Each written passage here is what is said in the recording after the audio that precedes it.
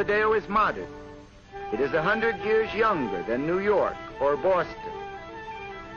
There are few reminders of colonial days in Montevideo, but plenty of evidence that this is the chief city of a dynamic and progressive country.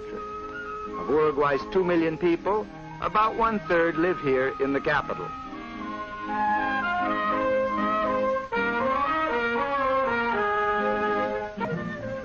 The state-controlled school system reaches every child, even those in the rural areas.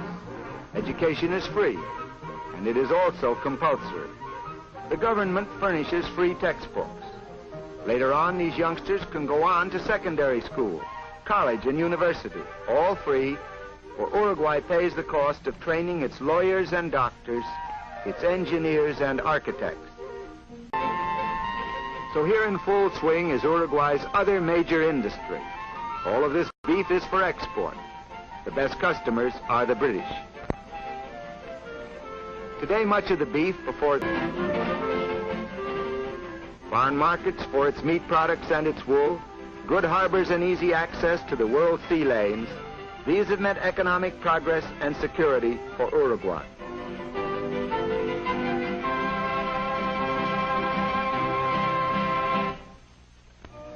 Uruguay's beaches are among the finest in South America.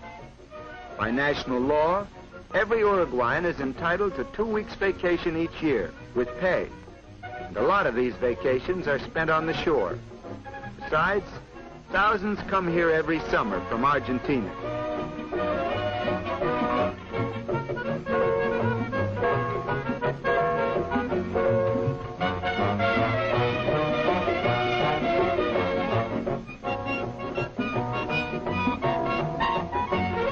A fine one built with public funds. Casinos and the lotteries helped in raising those funds.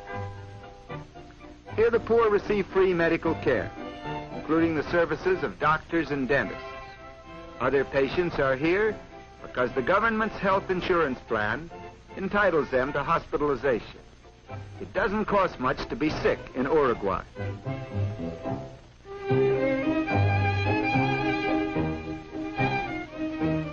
State-owned banks control all banking throughout the country. Government banks handle nationwide business in insurance, which is a government monopoly, in mortgages, housing, social security, pensions, and other forms of financing public welfare, as well as in straight banking. The whole system, utopian though it is taken for granted by the Uruguayans. Very few people are rich, very few are poor. There is little unemployment, and anybody can retire at 60 with a pension. A state-owned theater, a state-owned hotel, the headquarters of the government's unemployment insurance and pension administration.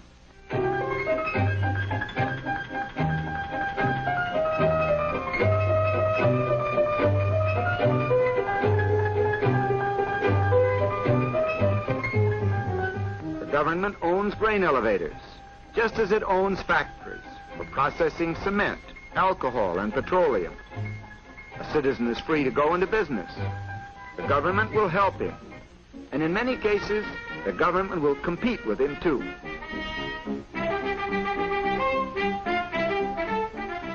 Uruguay is well supplied with railroads. Some of the roads are British-owned, and some are owned and operated by the state, which has provided its lines with streamlined diesel trains.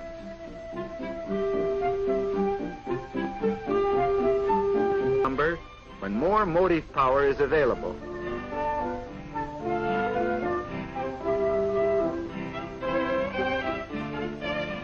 To that problem, the new hydroelectric dam on the Rio Negro is a large part of the answer. The new dam, financed by the government, was started by German engineers using German equipment. But specialists from the United States are helping Uruguayans finish the job. Even with increased electrical power, Uruguay is not likely to become a manufacturing country on a large scale. It lacks raw materials, especially minerals. The stadium in Montevideo is a particularly good one. The brand of soccer played in the stadium is particularly good too. The Uruguayans just naturally take to this game. In 1924 at Paris, and again in 1928 at Amsterdam, they won the Olympic soccer championship. The stadium seats 80,000. That leaves only about 2 million Uruguayans outside, doing something else.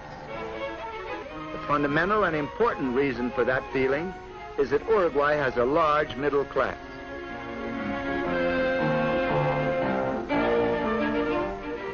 The Senate building, where there has been plenty of proof that Uruguay is a real democracy. Representatives of the people meeting in this chamber have given the country its amazing structure of laws dealing with labor, education, suffrage, public works, and public health.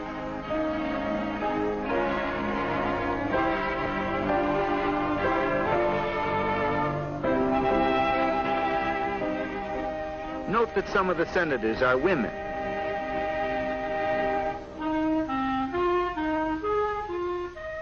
Uruguay has no censorship of news or opinion.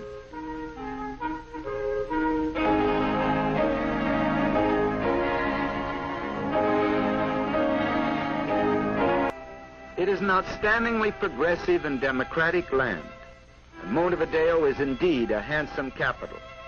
But in spite of modern skyscrapers and magnificent boulevards, Uruguayans know that the strength of their country has its roots in the soil and pastures of the interior.